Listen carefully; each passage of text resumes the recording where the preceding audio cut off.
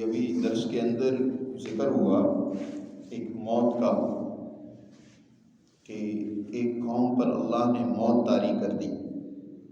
اور پھر اللہ نے ان کو زندگی عطا کر دی۔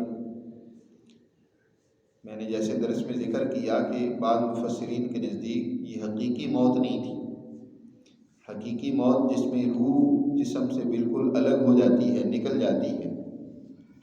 تو اس کے بعد جو زندگی ہے وہ تو قیامت کے دن ہی ہوگی، جب اللہ سب انسانوں کو ازسر نو دوبارہ زندہ کرے گا۔ عارضی طور پر اللہ بعض افراد پر، بعض قوموں پر موت مسلط کر دیتے ہیں۔ اس موت کو آپ کوئی آدمی سکتے میں چلا جائے، یہ جو سکتے میں چلا جانا ہوتا ہے بسا اوقات وہ بھی انسان بے حس و بے حرکت ہو جاتا ہے، یا کسی کو غشی ہو گئی، بہت سارے لوگوں کو غشی کا دورہ پڑ جاتا ہے۔ اسی طرح بے ہوشی بھی ہوتی ہے، کئی لوگ بے ہوش ہو جاتے ہیں اور کئی دن تک بے ہوش رہتے ہیں، بلکہ کئی سالوں تک بھی بے ہوش اور غشی میں لوگ چلے جاتے ہیں۔ تو یہ ایک بیماری ہے، اس بیماری کے نتیجے میں انسان پر یہ موت کی کیفیت پیدا ہو جاتی ہے۔ یہ بھی موت ہی ہوتی ہے کہ انسان کچھ نہیں کر پا رہا ہوتا، سن نہیں پا رہا ہوتا، بے حس و بے حرکت ہوتا ہے۔ ویسے دو چیزوں میں فرق ہے، ایک غشی ہے، ایک بے ہوشی ہے۔ ان دونوں میں فرق یہ ہے کہ غشی جو ہے وہ عموماً جگر اور غدود کی تیزی کے نتیجے میں ہوتی ہے، کہ انسان کا قلب جو ہے اس سے خون یکدم نکل کر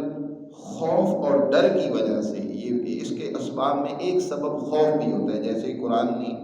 حذر الموت کا ذکر کیا کہ موت کے ڈر کی وجہ سے بس اوقات یہ دورہ غشی کا پڑ جاتا ہے بعض لوگوں کو، کہ ڈر کسی چیز کا اتنا زیادہ ہوا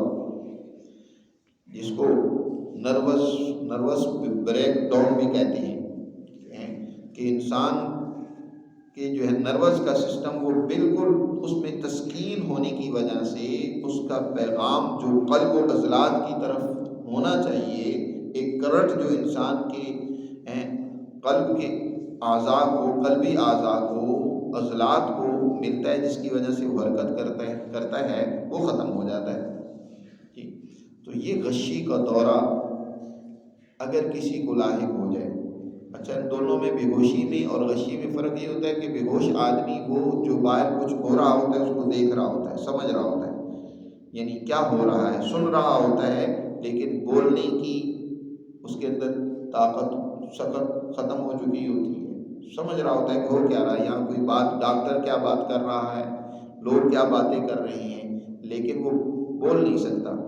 غشی میں اس کا بھی نہیں پتہ چلتا، بالکل انسان جو ہے وہ سننے سمجھنے کی صلاحیت کھو جاتا ہے۔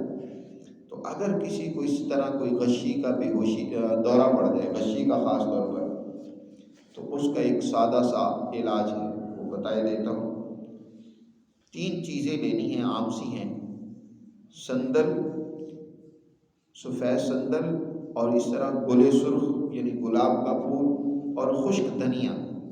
یہ تینوں چیزیں لے لیں